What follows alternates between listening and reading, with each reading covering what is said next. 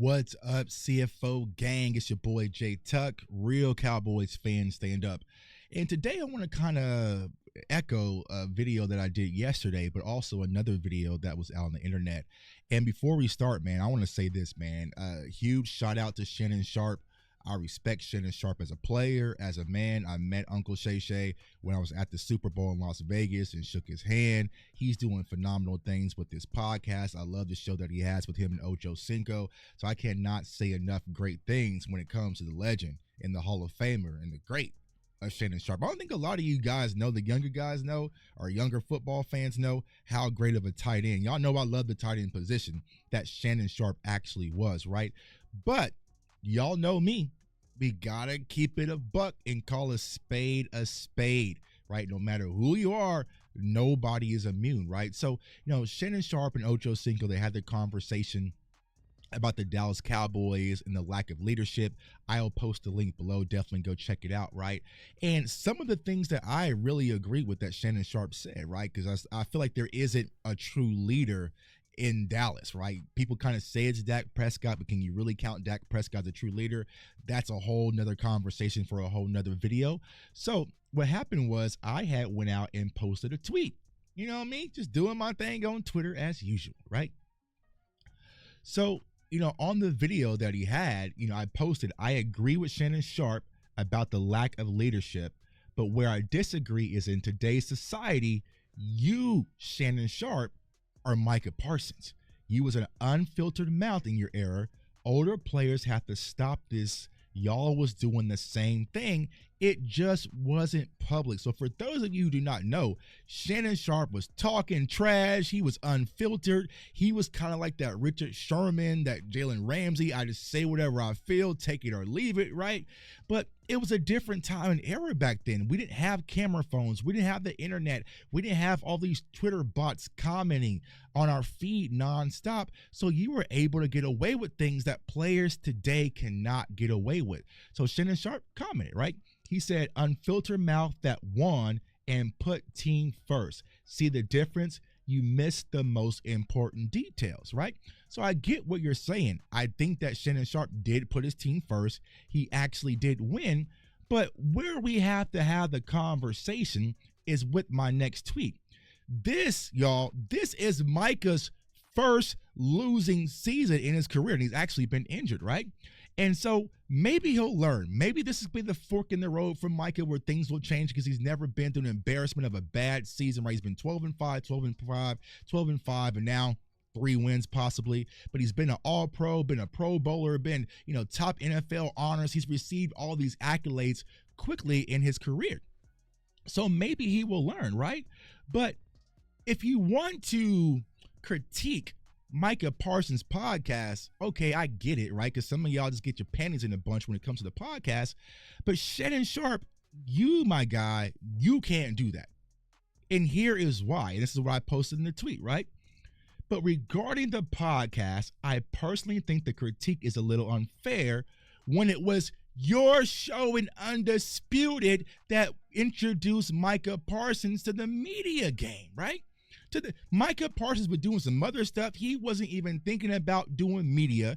And Skip and Shannon, when they had Undisputed, invited him to come on the show. And remember, they were going to do Micah Mondays, and they wanted Micah Parsons to come on the show and recap the game every Monday. This is y'all's doing, right? This was your idea to put this in Micah's head that you should start doing sports media. Now, was it a bad idea then? No, because back then everyone loved Micah. Micah could do no wrong, right? But you introduced him to that. Why did Micah back out of showing up on the Undisputed show? I'm not sure if a lot of people knew. A lot of Dallas Cowboys fans on Twitter was saying, yo, Micah, don't go on Undisputed. Remember how Skip talked about Dak and his brother and called him soft, and it's a bad look and it's disrespectful to your teammate if you're sitting there with Skip, and they were just tagging Micah. I was tagging Micah like, yo, bro, don't do that. It's a bad look, right? Do your own thing. Be new media. Start your own podcast.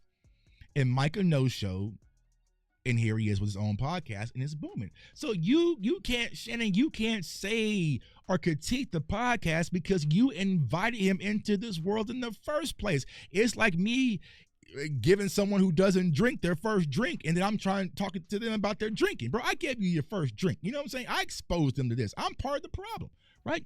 He opened him up to the idea of doing media and being a weekly guest, right? But I know a lot of people were saying, well, this is Shannon Sharpe. He's a Hall of Famer. He's this, he's that. I get that, right? I respect Shannon Sharpe, the Hall of Famer. But let's not get it misconstrued, y'all. He didn't have the start the first 4 years that Micah Parsons had. You know, first year, rookie season, he only started 2 games. Second season, only started 9 games, right? 11 games started, right? 12 games started. So 93 is where he really started to get the Pro Bowls. He was first team All-Pro. That's when he started to turn the corner. This is year 4 for Micah too. So to act like, oh, when I came in the league, I was young and I was hitting the ground running and I was a leader.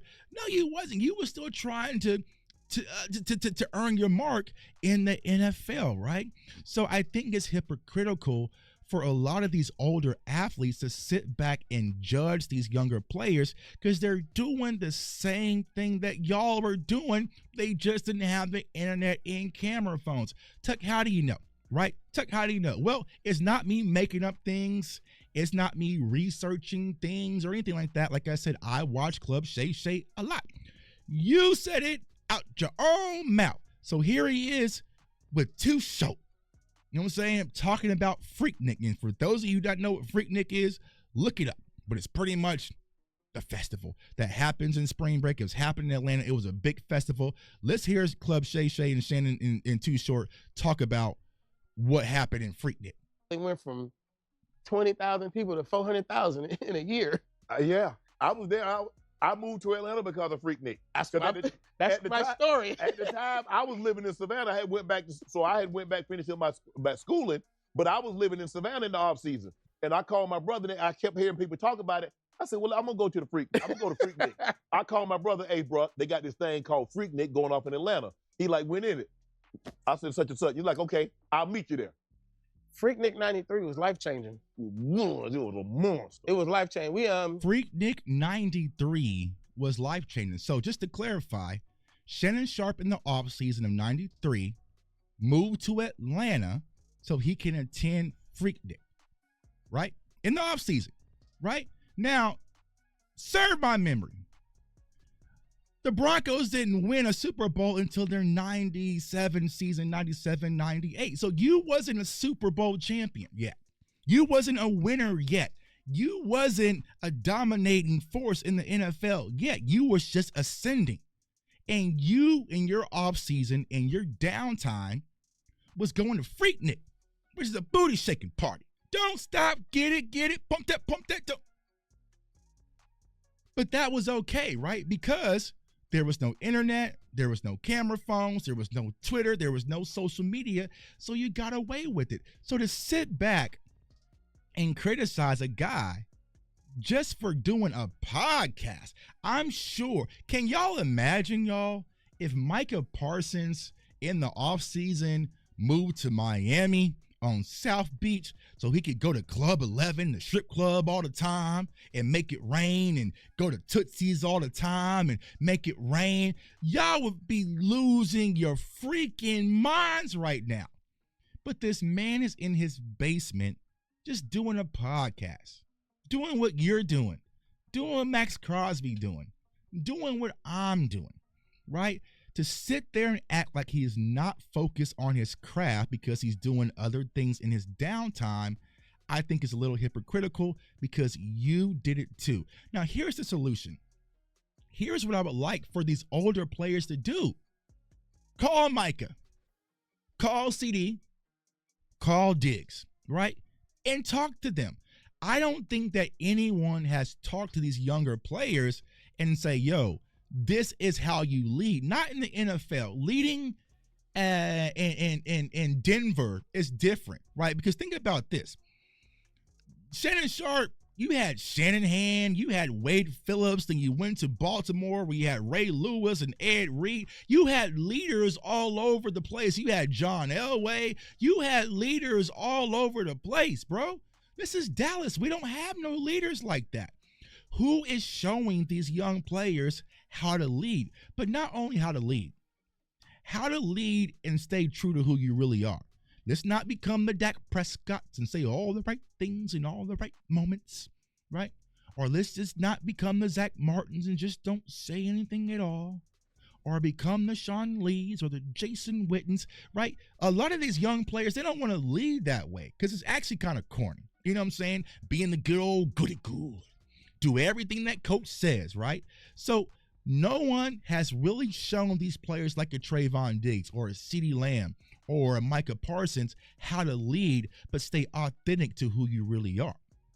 No one has pulled it off successfully. Dez has tried, they got him up out of there. Amari Cooper tried, they got him up out of there. You know what I'm saying? T.O., like if you have a voice in Dallas, they will get you up out of there. So who is going to be the one to reach out and say, listen, bro, I know what you're trying to do.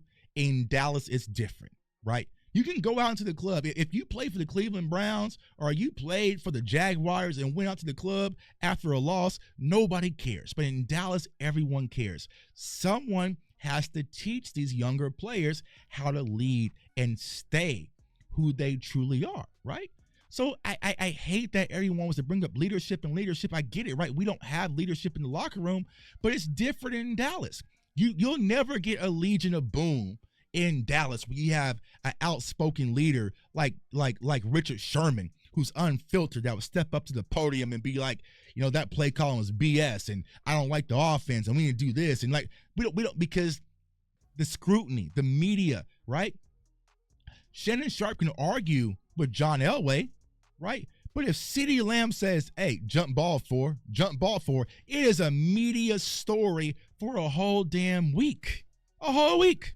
They talked about it. Now they're lip reading. They're doing everything. If Micah Parsons had the spurt and argued with Coach Zimmer on the sideline like Travis Kelce did with Andy Reid, it would be all hell break loose. These players don't get that same opportunity to lead their way that other players get to lead. So it's going to be up to somebody, I don't know who, it ain't going to be me, to teach them. So I just want these older players, don't jump on your podcast and critique.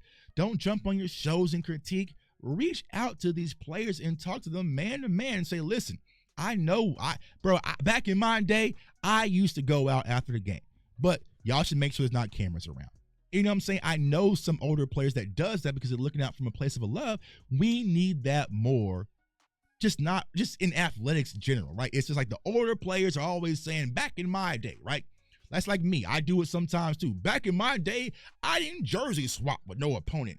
Bro, but you went out to dinner with them right after the game. It's the same thing. Me and my best friend played for rival schools. We went head to head, and after the game, our family went out to eat at our favorite restaurant. That's not a jersey swap, but it's pretty much the same thing, right? So we have to get up off our high horse. Michael Jordan would go to casinos, he would smoke cigars, Charles Barkley would do all sorts of things, and Dennis Rodman would fly to Vegas, and all sorts of stuff. Michael Irvin, right? Let's stop acting like they are perfect angels and they did everything the right way and led everything the right way, and everything that these younger players do is wrong, man. So it's your boy J Tuck.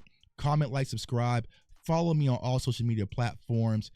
Subscribe to the channel, man. Like I said, no hate to Uncle Shay Shay. I love Uncle Shay Shay, man. Keep doing your thing. Keep rocking, bro. Keep doing your thing. But gotta understand, when it comes to the Cowboys and the Cowboys content, I'm the Hall of Famer. This is my court, bro. You know what I'm saying? Appreciate you, dog.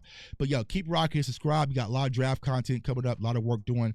I will be covering the Kansas game and the Colorado game tomorrow. So we'll be dropping some Coach Prime interviews. So you definitely want to lock in, man. I want everyone to stay safe, stay blessed, stay encouraged, and just stop hating on the youth. Stop acting like Tupac and have a nose ring too.